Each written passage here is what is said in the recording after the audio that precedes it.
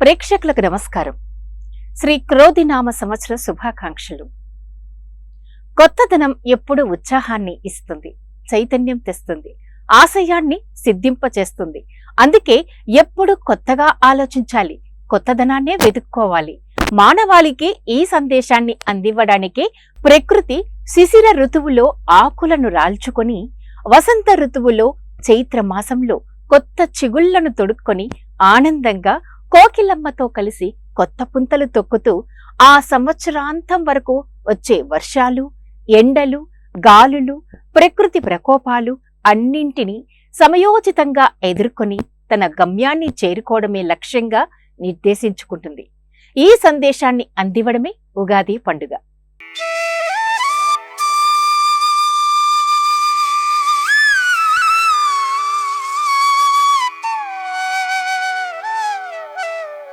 ఈ రోజు నుండి అంటే చైత్ర శుద్ధ పాఠ్యమి నుండి శ్రీ క్రోధినామ సంవత్సరం ప్రారంభమవుతుంది. ఇది తెలుగు సంవత్సరాలలో 38వది. తెలుగు వసంతానికి శుభారంభం. సరికొత్త ఆశల చిగుళ్లతో స్వాగతించే ప్రకృతి రమణీయం.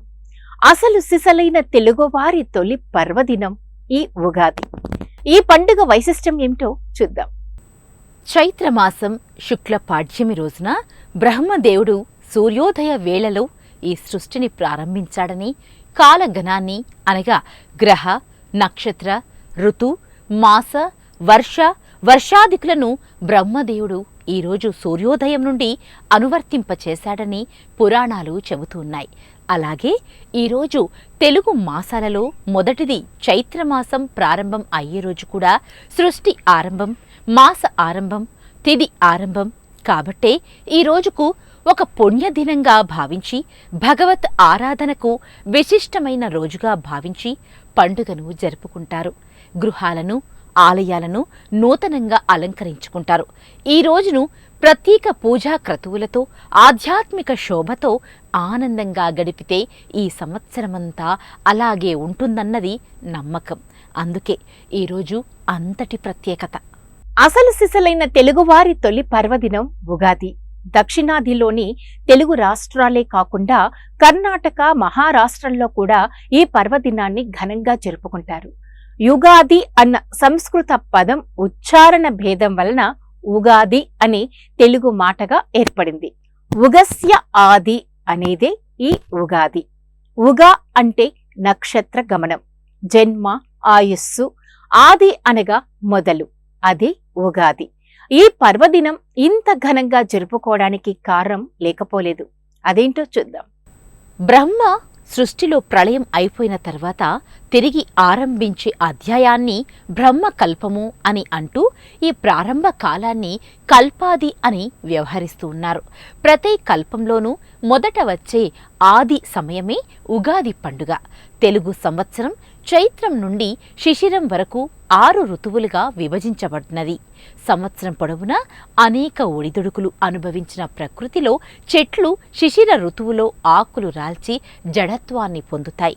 చైత్రమాసంలో కొత్త చిగుర్లు తొడిగి చైతన్యవంతంగా కనిపిస్తాయి.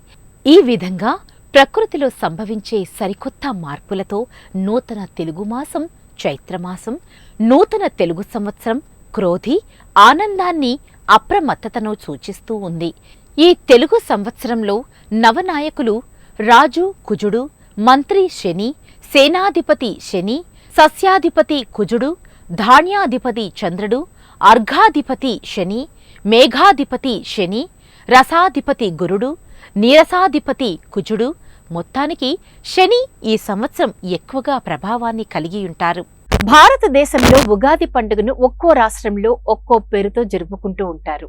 మరాఠీలు గుడి పడ్వాగా, తమిళులు పుత్తాండు పేరుతో, మలయాళీలు విషు పేరుతో, సిక్కులు వైశాఖిగా, బెంగాలీలు పోయిలా బైశాఖ్గా జరుపుకుంటారు. నూతన వస్త్రాలు ధరించి, బంధువులను ఆహ్వానించి, షడ్ రుచులతో విందు చేసి ఉగాది పచ్చడిని సేవిస్తారు. షడ్ రుచుల సమ్మిళితమే ఈ ఉగాది పచ్చడి. అందులో కలిసే తీపి, పులుపు, కారం, చేదు, వగరు లాంటి వస్తువులను కలిపి తయారు చేసేది ఉగాది పచ్చడి.